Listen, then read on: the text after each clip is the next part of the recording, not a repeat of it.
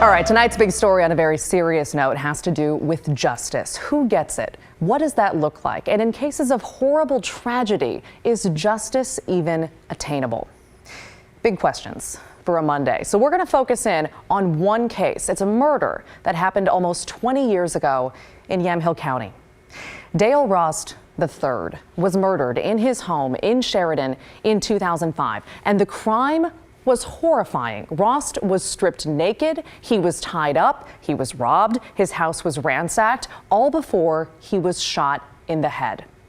His teenage daughter found him dead when he didn't show up for Christmas, and the people who killed him didn't even know him before they made him their target. Lindsay said, we have to kill him. If we don't kill him, we're going to get caught.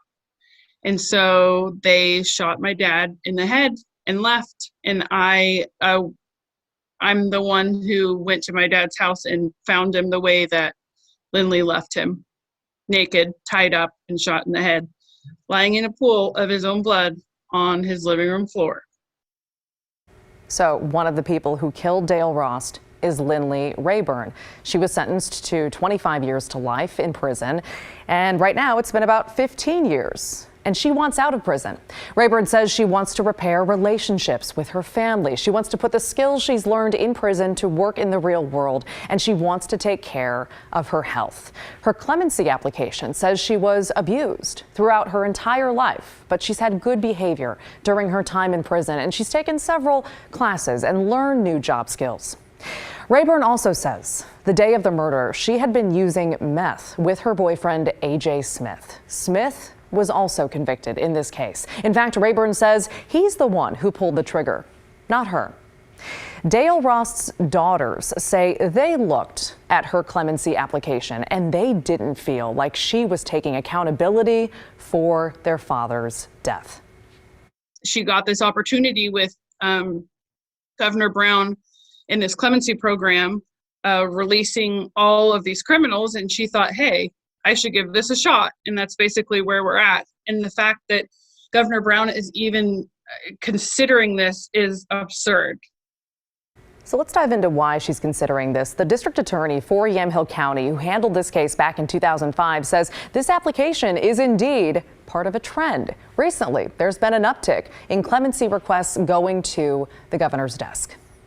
I don't have the exact numbers to go on, but I bet in the last year to 2 years, I've received more copies of more clemency applications than I did in the 23 years as the elected DA, the previous 23 years as the elected. So it's clear that something has changed, and I believe it's likely from how adults in custody view their chances of a favorable review by the governor's office. We reached out to Governor Kate Brown's office, and they told us, quote, our office has received a clemency application from Lindsay Rayburn, and that application is currently under review.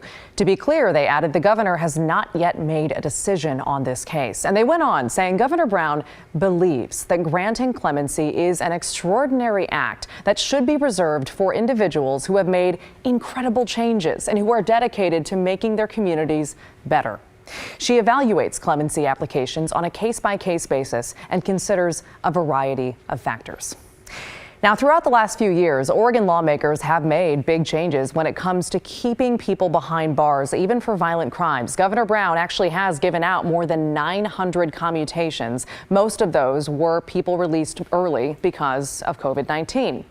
At the end of last year, we told you about her decision to commute the sentences of 74 people convicted of violent crimes as teenagers. And several laws have also been passed that offer people convicted of crimes new avenues to have their cases and their sentences examined. Now, supporters of these changes say reforming the criminal justice system is necessary, and they say prisons are overcrowded and too often filled with people who came from marginalized or traumatic backgrounds. And they also say that making these changes is a step closer to social justice. But as is the case in this situation, each one of these cases is complicated, and each one leaves people hurting and hoping for justice for the person they lost.